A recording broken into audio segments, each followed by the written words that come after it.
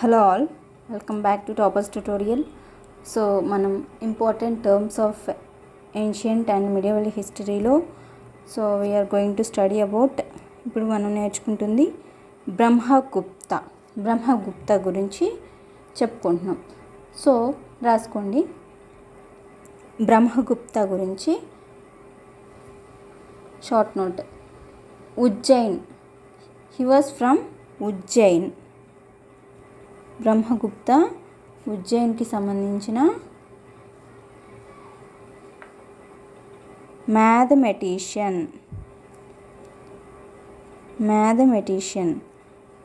Of that time, of his time.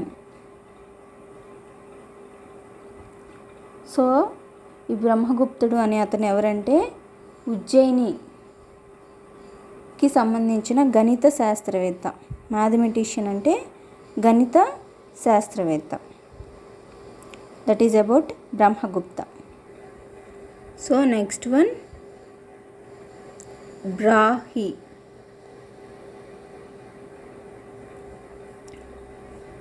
బ్రాహి అంటే a language of, రాసుకోండి, language of Balochistan.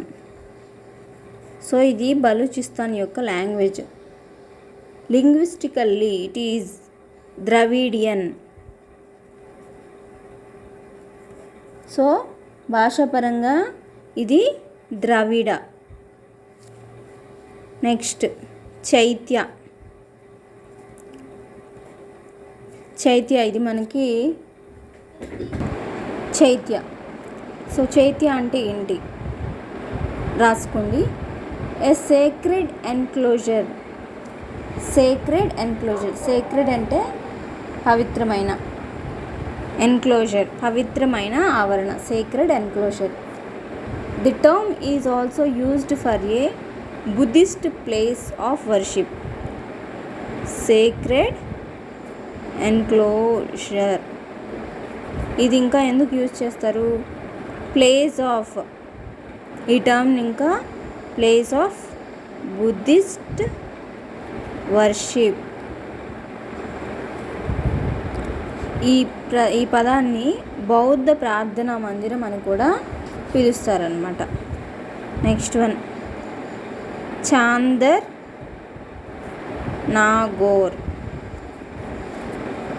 Nagaur అంటే రాసుకోండి, a French position before its merger with India. So ఇదేంటంటే a French position before its merger with India. ఇండియాతో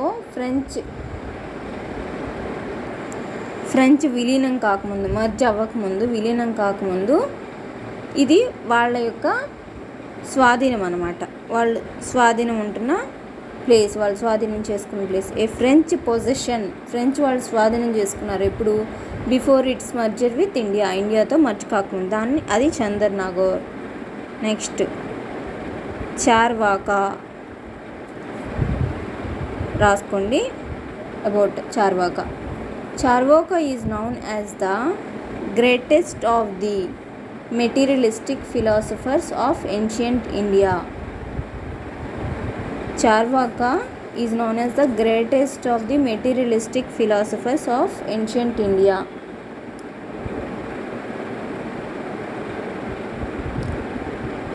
ఇతను ancient India, ప్రాచీన భారతదేశంలో భౌతికవాద తత్వవేత్తల్లో మెటీరియలిస్టిక్ హ్యాపీనెస్ గొప్పవాడు.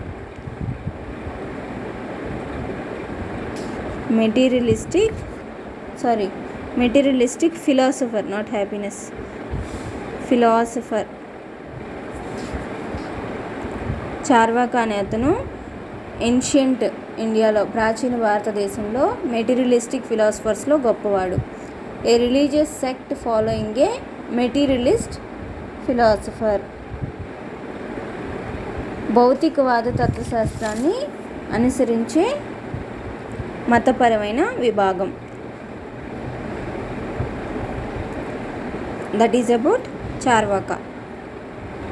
నెక్స్ట్ చౌత్ అంటే ఏంటి? A tax levied by Marathas, a contribution extracted by a military leader, which was justified by the exigencies of the situation. So మరాఠాలు విధించిన పన్ను అనమాట. చౌత్ అంటే మరాఠాస్ విధించిన పన్ను, ట్యాక్స్ లివిడ్ బై మరాఠాస్ చే విధించబడిన పన్ను. So contribution exacted by a military leader, సైనిక నాయకుడిచే అందించబడిన సహకారం, ఇది పరిస్థితి యొక్క అవసరాన్ని బట్టి సమర్థించబడింది. Which was justified by the exigencies of the situation. దీనికి మీనింగ్ అనమాట, రాసుకోండి. ఈ చౌత్ అనేది మరాఠాస్ విధించే ట్యాక్స్ అనమాట. సో కాంట్రిబ్యూటెడ్ బై, అట్లా సైనిక నాయకుడిచే అందించబడిన సహకారం. కాంట్రిబ్యూషన్ అంటే సహకారం అందించబడటం అనమాట, సహాయం చేయటం. Contributed by exacted by a military leader, which was justified by the exigencies of the situation. పరిస్థితి యొక్క అవసరాన్ని బట్టి సమర్థించబడింది. That is called Chauth. Next one Nishka and Shatamana. Nishka and Shatamana అంటే ఏంటి?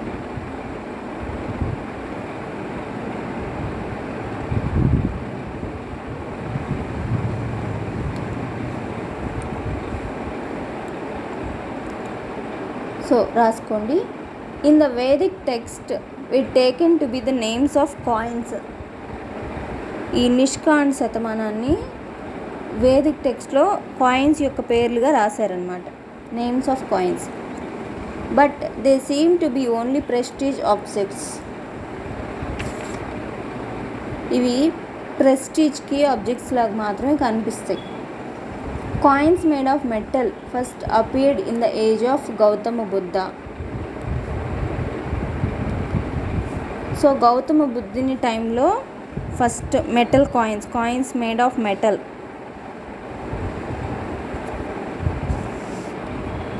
మెటల్ కాయిన్స్ ఎప్పుడు కనిపించినాయి అంటే లోహంతో చేసిన నాణ్యాలు గౌతమ బుద్ధ టైంలో ఉన్నాయి. Gautama Buddha. The earliest were made largely of silver, though a few copper coins also appear. So first silver coins చేసేవాళ్ళు, తర్వాత కాపర్ కాయిన్స్ కూడా కనిపించినాయి. So coins made of burned clay belong to the Kushan period, that is the first 3 Christian centuries. Coins made of burnt clay coins ఎప్పుడు ఉండేవి? Kushan. So Kushan అంటే first 3 Christian centuries. This is about Nishka and Shatamana అంటే names of coins అనమాట. Metal coins first Gautam Buddha టైంలో.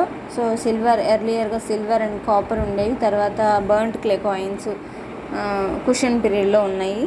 So this is about Nishka and Shatamana. So Dadu.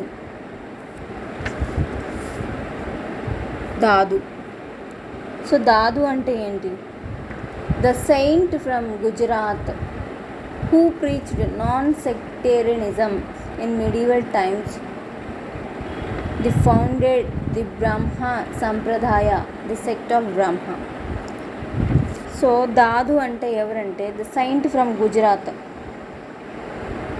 గుజరాత్కి చెందిన సాధు అనమాట. Saint from Gujarat.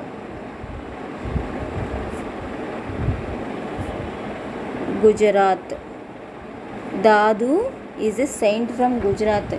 ఈయన గుజరాత్కి చెందిన ఒక సాధువు. సో ఇతను ఏం చేశాడు? The saint from Gujarat who preach the non-sectarianism in medieval times, the founded the బ్రహ్మ సంప్రదాయ. అతను ఏం చేశాడంటే బ్రహ్మ సంప్రదాయాన్ని స్థాపించాడు. ద ఫౌండెడ్ ద బ్రహ్మ సంప్రదాయ, ద సెక్ట్ ఆఫ్ బ్రహ్మ. మధ్యయుగ కాలంలో మిడివల్ టైమ్స్లో ఏం చేశాడు? గుజరాత్కి చెందిన ఒక సాధువు బ్రహ్మ సాంప్రదాయాన్ని తీసుకొచ్చాడు, స్థాపించాడు. Next that is Dahar or Dahir. So కేర్ఫుల్గా వినండి, నోట్స్ కూడా రాసుకోండి. చెప్పేటప్పుడు చాలా బాగా అర్థమవుతుంది. ష్యూర్గా మీకు గుర్తుంటుంది. ఒకవేళ అర్థం కాకపోయినా కామెంట్ సెక్షన్లో పెట్టండి. ఇంకా వీడియోస్ కావాలంటే సబ్స్క్రైబ్ చేయండి. సో దాహర్ అండ్ దాహిర్ రాసుకోండి. The Brahmin king of Sindh who was defeated by. Dahar అంటే ఎవరంటే Brahmin king, belong to Brahmin sect.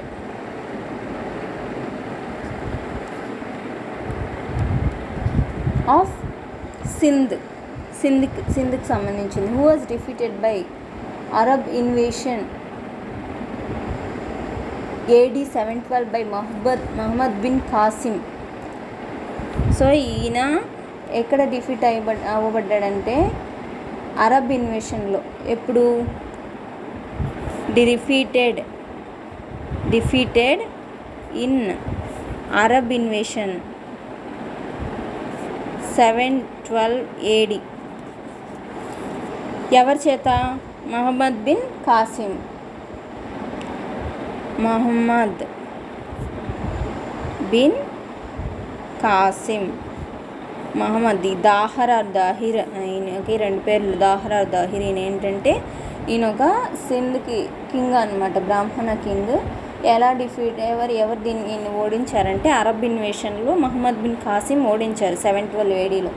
So ఎవరు ఈయన? ఈ మహమ్మద్ బిన్ కాసిం ఎవరంటే nephew and son in law of al Hajjaj, governor of Iraq. So Iran governor ఈయన కాదు, ఈయన son in law. Iran governor al Hajjaj యొక్క సన్ ఇన్ లా. ఎవరంటే Muhammad bin Qasim. ఈ Muhammad bin Qasim 812 AD Arab ఇన్వేషన్లో దాహర్ని ఓడించారు. ఆయన సింధ్ యొక్క కింగ్ అనమాట, బ్రాహ్మణ కింగ్.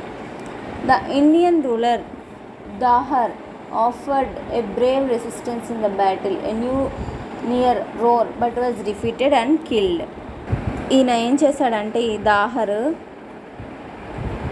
రావూర్ దగ్గర మంచిగానే ధైర్య సాహసాలు ప్రదర్శించాడు, కానీ ఓడిపోయి చనిపోయాడు అనమాట. But was defeated and killed. That is about Dahar. So ఇప్పుడు మనకి దాహర్ అనేది గుర్తు రాగానే వెంటనే మహమ్మద్ బిన్ కాసిం గుర్తు రావాలి. మహమ్మద్ బిన్ కాసిం ఎవరంటే ఇరాన్ గవర్నర్ అల్ హజజ్ వాళ్ళ సన్ ఇన్ లా అనమాట. ఈయన వచ్చి మన బ్రాహ్మణ కింగ్, సింధ్కి సంబంధించిన బ్రాహ్మణ కింగ్ని డిఫీట్ చేశాడు. ఎందుకు అరబ్ ఇన్వేషన్లో 712 ADలో డిఫీట్ చేసి చంపేశాడు. నెక్స్ట్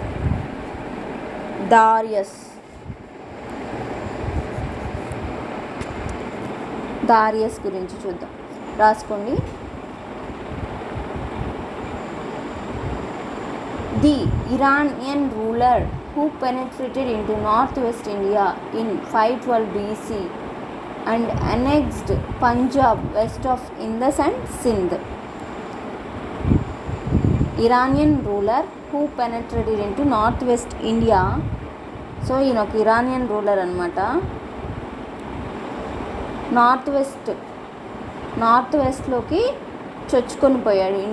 ఇండియాలోని నార్త్ వెస్ట్లో 512 BCలో నార్త్ వెస్ట్కి చొచ్చుకొని పోయి అండ్ అనెక్స్డ్ పంజాబ్ని మరియు west of Indus and Sindh యొక్క పడమట భాగాన్ని అనెక్స్ చేసుకున్నాడు, స్వాధీనం చేసుకున్నాడు.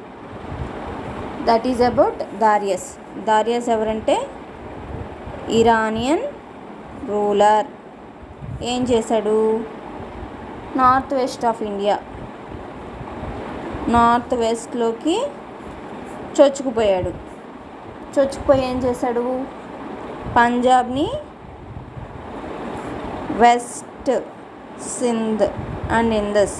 పడమటి భాగంలో ఉన్న ఇందస్ అండ్ సింధ్ని స్వాధీనం చేసుకున్నాడు దారియస్. అది దారియస్ గురించి. నెక్స్ట్ ధమ్మపాద అంటే ఏంటి రాసుకోండి. The first major work to say that salvation by means of devotion is open to humans regardless of birth, gender or station in life. Dhammapada ante the first major work to say that salvation by means of devotion is open to humans regardless of birth, gender or station in life. So భక్తి ద్వారా మోక్షం మానవులు కలుగుతుంది. By means of devotion, మోక్షం salvation అనేది భక్తి ద్వారా కలుగుతుంది. దానికి మనం ఎక్కడ పుట్టామనేది, లింగ ఎవరు, స్త్రీనా పురుషుడా అనే దాని మీద కానీ, మన జీవితం మనం ఏ స్థాయిలో ఉన్నామనే దాన్ని బట్టి కానీ సంబంధం లేదని చెప్పే మొదటి రచన అన్నమాట. మొదటి ప్రధాన రచన ఇది. ద ఫస్ట్ మేజర్ వర్క్ ఈ ధమ్మపాద అనేది.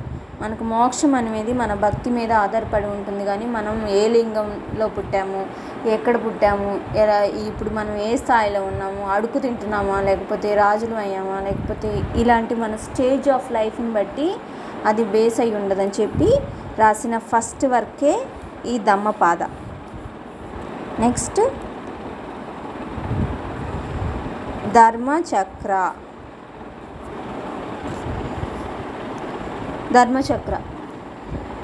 రాసుకోండి. In the Gandhara art it is preaching mudra associated with the Buddha's first sermon at Sarnath. So ఈ గాంధార ఆర్ట్లో ఇది ఉంటుందన్నమాట. ధర్మచక్ర అనేది ఏం చెప్తుంది? ఇది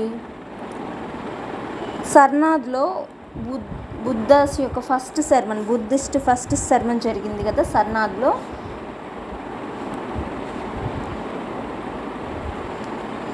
సో బుద్ధుడి యొక్క మొదటి ఉపన్యాసంలో ముడిపడి ఉన్న బోధించే ముద్ర అన్నమాట. అక్కడ ఫస్ట్ సెర్మన్ జరిగింది. ఆ బుద్ధుని ఫస్ట్ సెర్మన్ సర్నాథ్లో జరిగింది. ఆ ముద్రని బట్టి ఇది చూపిస్తుంది అన్నమాట ఈ ధర్మచక్ర అనేది. సర్నాథ్ వద్ద బుద్ధుడి మొదటి ఉపన్యాసంలో చూపించిన ముద్ర ఇక్కడ ఇది ధర్మచక్ర.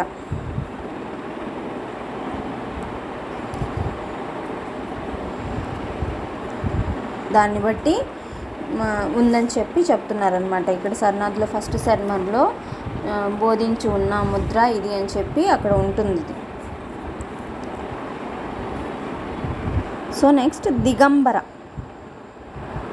దిగంబర అంటే ఏంటి రాసుకోండి. The Jain sect whose followers do not believe in keeping even a small piece of cloth on themselves. వీళ్ళు జైన మతస్థులు అనమాట. దిగంబరాస్ అంటే జైన మతస్థులు, జైన వర్గానికి సంబంధించిన వాళ్ళు. వీళ్ళు ఏంటంటే ఇది దిగంబర ఇది ఫాలో అయ్యే వాళ్ళు ఏంటంటే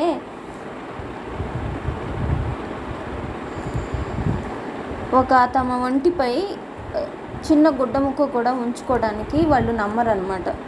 అది బట్టలు ఉంచుకోవడం అనేది వాళ్ళకి నమ్మే విషయంగా నమ్మశక్యంగా ఉండదు వాళ్ళకి. అందుకని ఇది దిగంబర అంటారు. జైనస్తులు వీళ్ళు, జైన మతం. సో వీళ్ళ అనుచరులు ఇది ఫాలో అయ్యే వాళ్ళు ఏంటంటే తమ ఒంటిపై చిన్న గుడ్డ ముక్క కూడా ఉంచుకోవడాన్ని నమ్మరు. That is Digambara.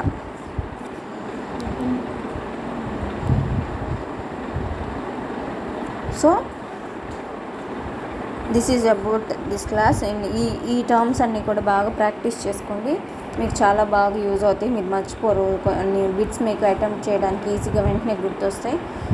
సో మీకు క్లాస్ నచ్చుంటే సబ్స్క్రైబ్ చేయండి. Thank you.